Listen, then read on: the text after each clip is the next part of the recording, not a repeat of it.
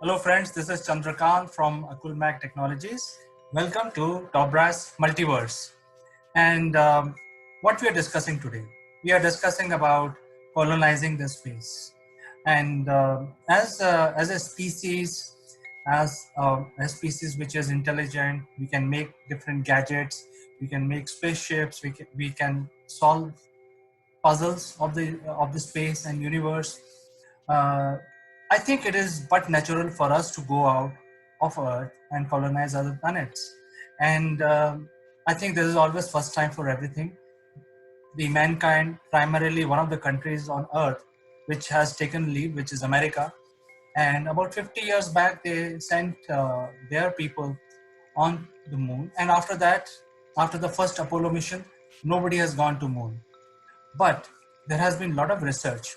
And if we need to be successful in understanding how humans can survive in outer space on other celestial bodies, I think it is but natural to start with our journey into colonization, starting with moon. So we need to get to the moon, learn how to survive on the moon, how to build structure, etc. And when I say that we have to colonize the moon, and that will propel the next wave of advancement and next wave of exploring the universe, exploring the space, starting with our neighborhood. And why I'm saying this, if you go back in history, the need for resources really started the colonization about 500 years back. So countries which were having lack of resources, they started discovering new sea routes, discovering new methods. They came to east by discovering, charting new sea routes, and etc. And then the byproduct of that was a colonization. Same thing happened in United States, where the European went explored into the US of today, and they colonized.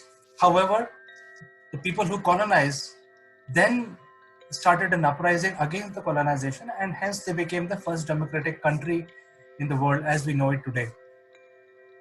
So I think the colonization is an important part of the growth for humanity, for uh, the life form which exists on Earth. And the best thing to do is to start with our neighbor, which is Moon.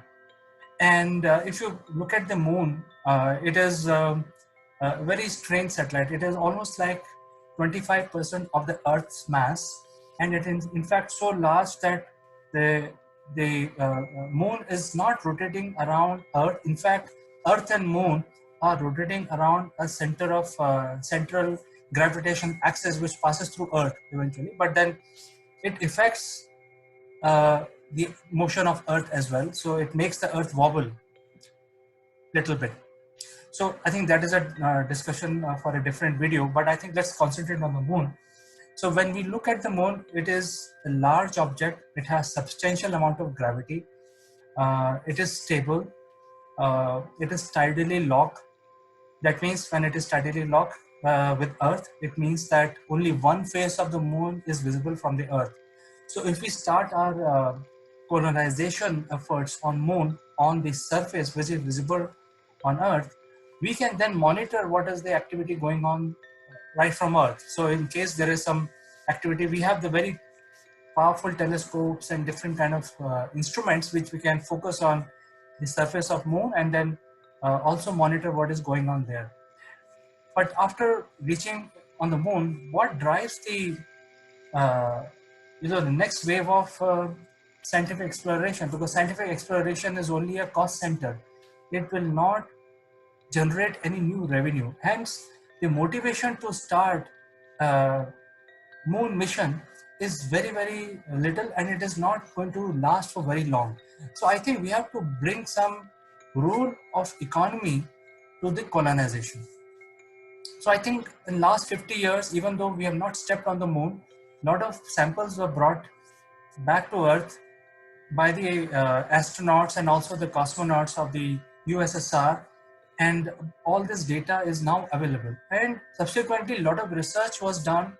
There was a lot of mapping was done, There were a lot of radio analysis has been done using the ground penetrating radar. So, scientists know quite a bit about moon, about the surface.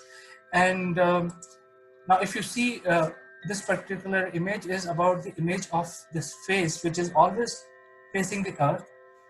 And if I take you back a little bit, on the previous image, there's the dark patch on the moon, uh, is really, a matter of speculation. And for eons, humans were thinking they were the ocean basin and the water evaporated, but that's not the case at all.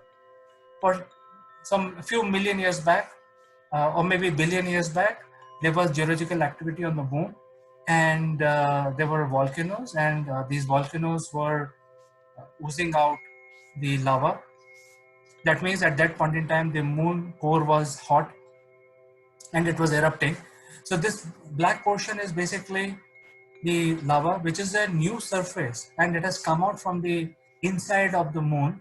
And the lighter surface is the lighter places on the moon are the older surfaces. So the dark one is new and the light one is old. So we have all sorts of material available in these dark and light surfaces. And at this point in time, moon is not showing any geological activity. There are no tectonic plates, there is no lava, there is no earthquake. And so when we say that there is nothing happening on the moon, actually that is wrong to say, because the surface of the moon is being shaped by um, the shower from the space, which is meteoroids, and they create the always, when they fall on the surface of the moon, they create craters. So there is geological activity on the surface, but it is not the interior of the object is not hot, and it is not oozing anything out. So we have a lot of stuff available on the surface which are required by the mankind for the development of our own species. So if we go back to this map, which has been um, created by scientists of NASA and a lot of other agencies, we know exactly. So these are all color-coded surface of the moon on this side, which is always visible from Earth. We know that there are a lot of rare Earth element available on moon, and that could be one of the incentives for colonizing moon. Let me explain how.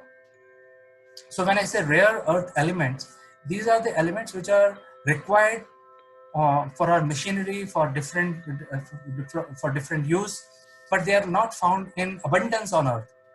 And so you can go and see what are these rare earth elements. It includes titanium as well.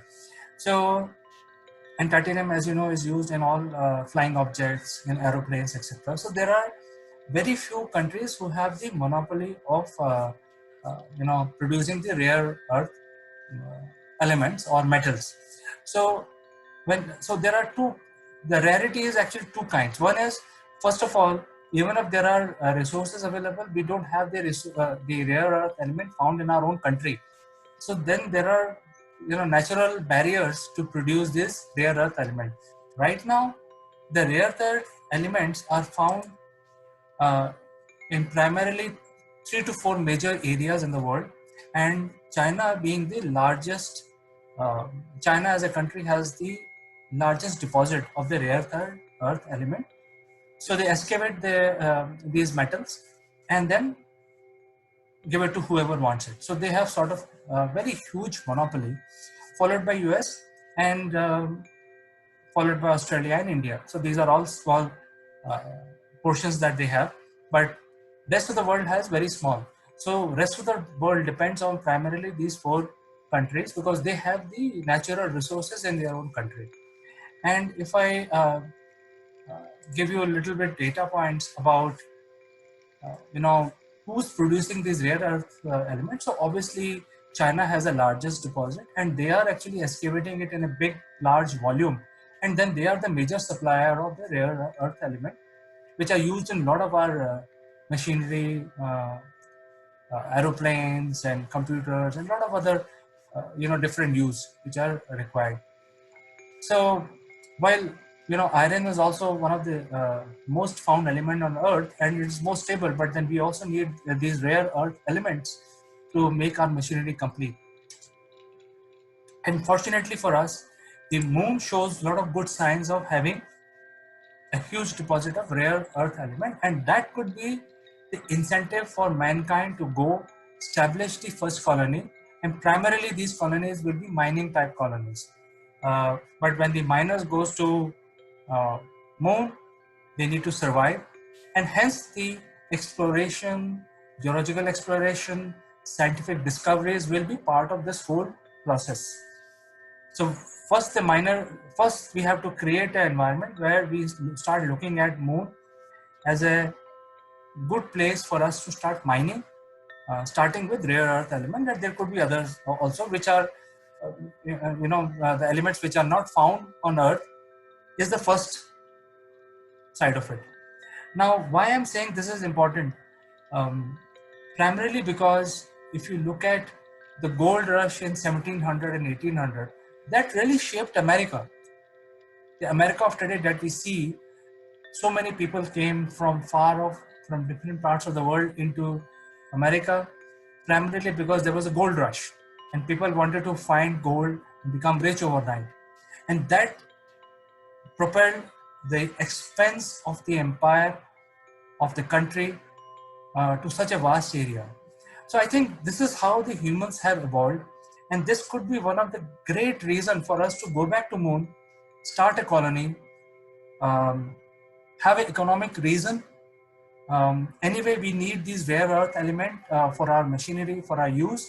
So there will be investment in terms of survival technology, in terms of scientific exploration, in terms of geological surveys, etc. And I think we can all go back because there is a lot of information available. We know exactly what we have to do. In fact, we know exactly what element is found where. And this is on this side of the face of the moon, which is visible to us all the time. So what we got to do is basically go there, set up a colony, start mining, and probably in near future start producing stuff which can be then exported out of moon onto the earth. So instead of bringing mineral in raw form, we can start making goods directly on moon, start shipping them to earth. So I think this will start the next wave of space exploration, and I think we can start with moon being the first candidate. So I would like to know from you your thoughts, and viewers, please do share your comments. What do you think about what I'm discussing with you? I will meet you in the next video next time very soon with some more information and analytics. Until then, bye bye.